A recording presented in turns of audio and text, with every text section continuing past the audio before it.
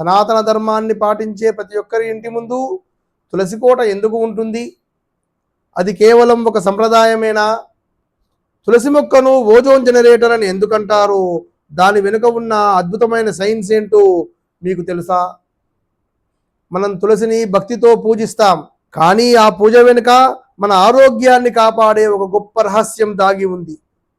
కేవలం ఒక మొక్క మన ఇంటి వాతావరణాన్ని ఎలా మారుస్తుందో, ప్రకృతిని దైవంగా భావించడం వెనుక ఉన్న ఆ లోతైన అర్థమేంటో ఈ వీడియోలో తెలుసుకుందాం. మనం తులసిని తల్లిగా భావిస్తాం, భక్తితో కొలుస్తాం, కానీ శాస్త్రీయంగా చూస్తే తులసి మొక్క రోజుకు 20 గంటల పాటు నిరంతరంగా ప్రాణవాయువును విడుదల చేస్తుంది. ఇతర మొక్కలతో పోలిస్తే గాలిలోని కాలుష్యాన్ని అద్భుతంగా శుద్ధి చేసే శక్తి దీనికి ఉంది. అందుకే మన ఇంటి ముందర తులసి కోట ఉంటే మనం పీల్చే గాలి ఎంతో స్వచ్ఛంగా మారుతుంది.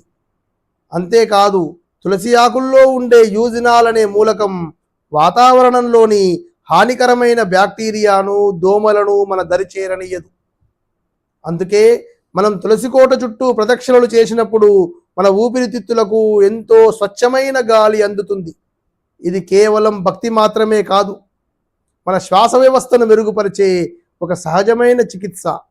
మన పూర్వీకులు తులసిని ఒక మొక్కగా కాకుండా ఒక సంజీవని లాంటి ఔషధగనిగా గుర్తించారు. అందుకే దీనిని ఇంటి ఆవరణలో ప్రతిష్ఠించి పూజించడం ఒక నియమంగా మార్చారు.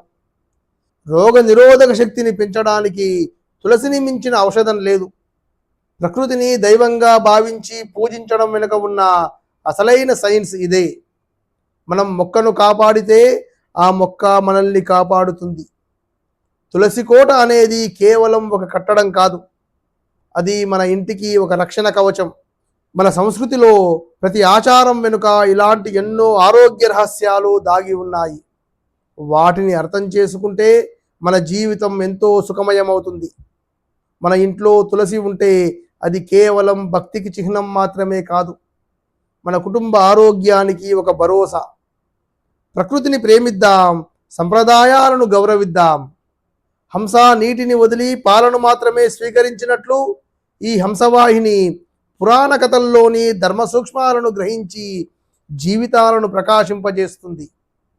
ఈ వీడియో మీకు నచ్చితే లైక్ చేయండి, షేర్ చేయండి. మరిన్ని ఆధ్యాత్మిక విశేషాల కోసం మీ హంసవాహిని యూట్యూబ్ ఛానల్ను సబ్స్క్రైబ్ చేసుకోండి. మరో అంశంతో మళ్ళీ కలుద్దాం.